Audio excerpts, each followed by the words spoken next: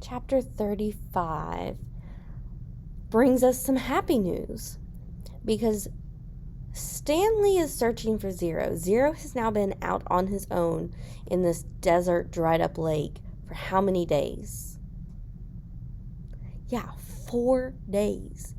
Now, Mr. Sir and the warden had said that after 2 days, a person would become what? Buzzard food, right?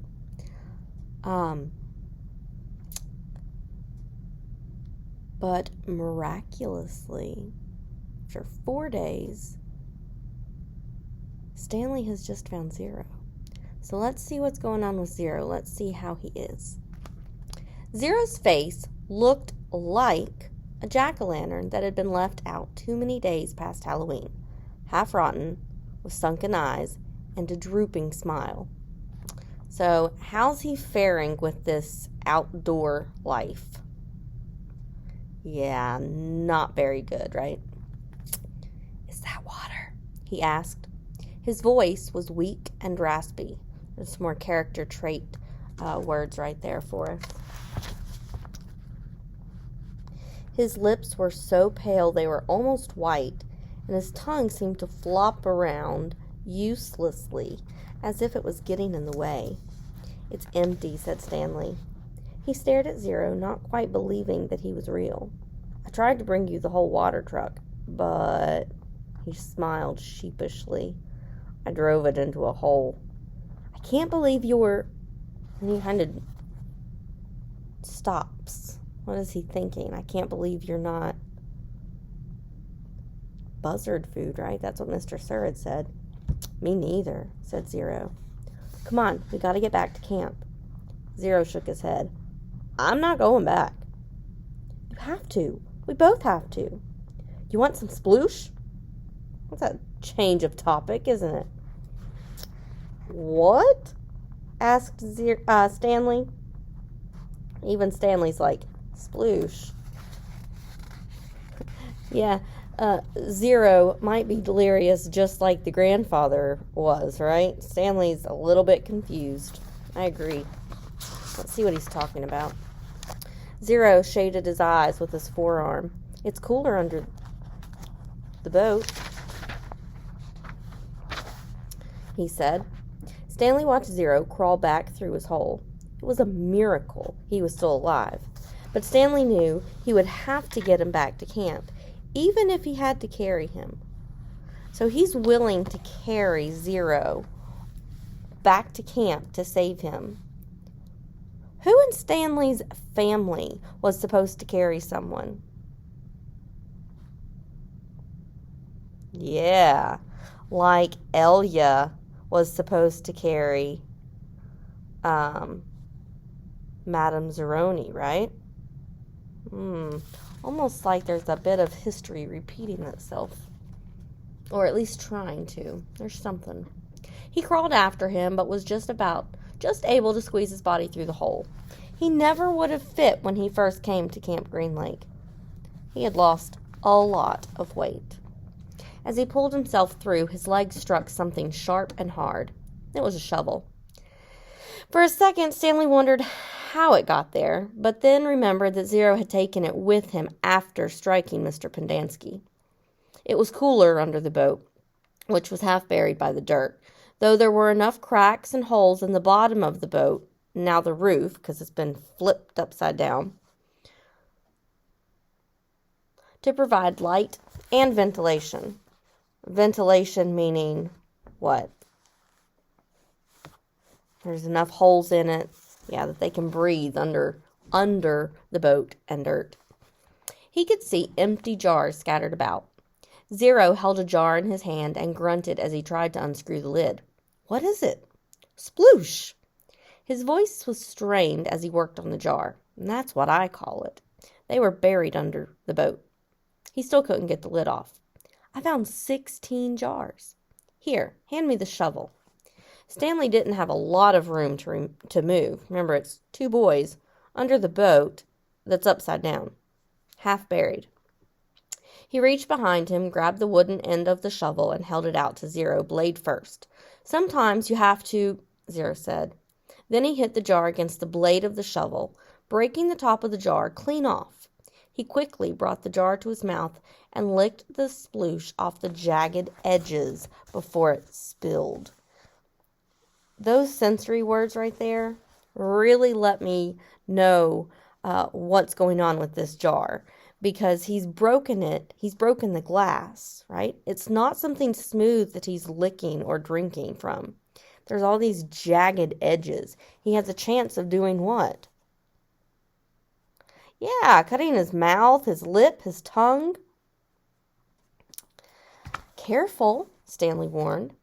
Zero picked up the cracked lid and licked the sploosh off that, then handed the broken jar to Stanley. "Drink some." Okay, now hold on a minute. These jars were under the boat. That's called Mary Lou. So whose boat is it? Sam's, right? Okay. Sam's boat. How long ago was that? 110 years, right? So these jars of something have been in the boat 110 years. Would you want to drink that? I'm thinking I would not, although they are very thirsty.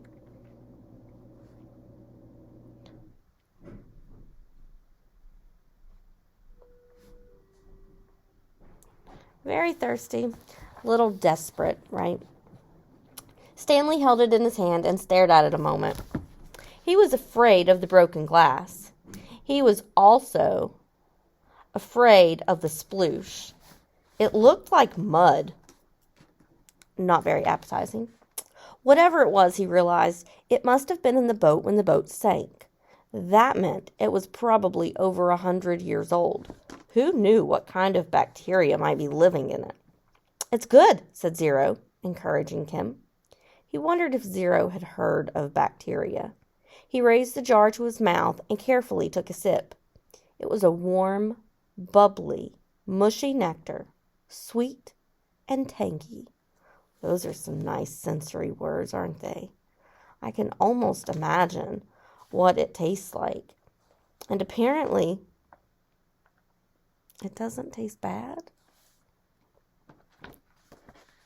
I don't know. It felt like heaven as it flowed over his mouth and down his parched throat. So it's comparing this warm, bubbly nectar to what he would imagine heaven feeling like.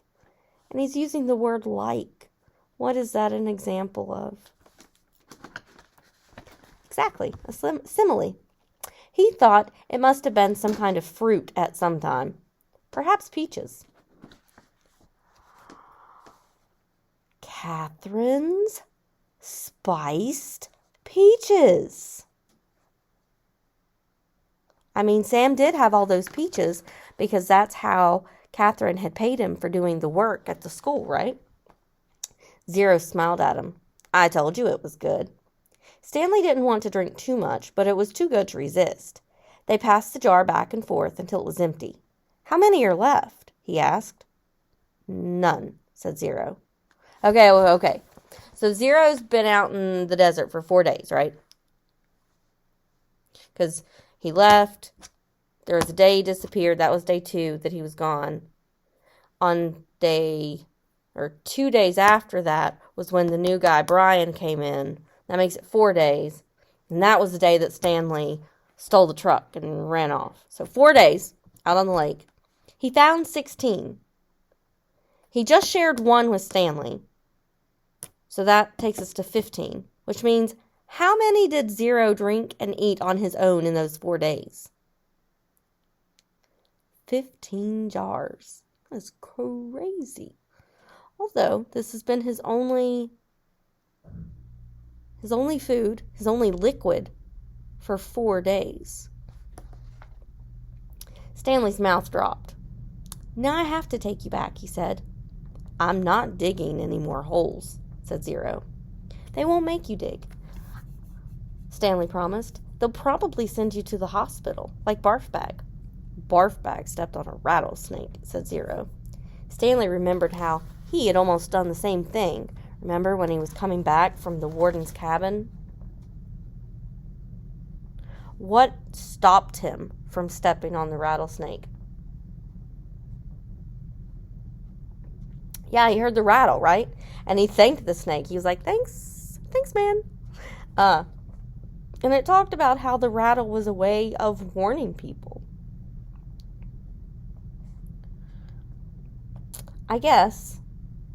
Stanley said, I guess he didn't hear the rattle, talking about Barfbag.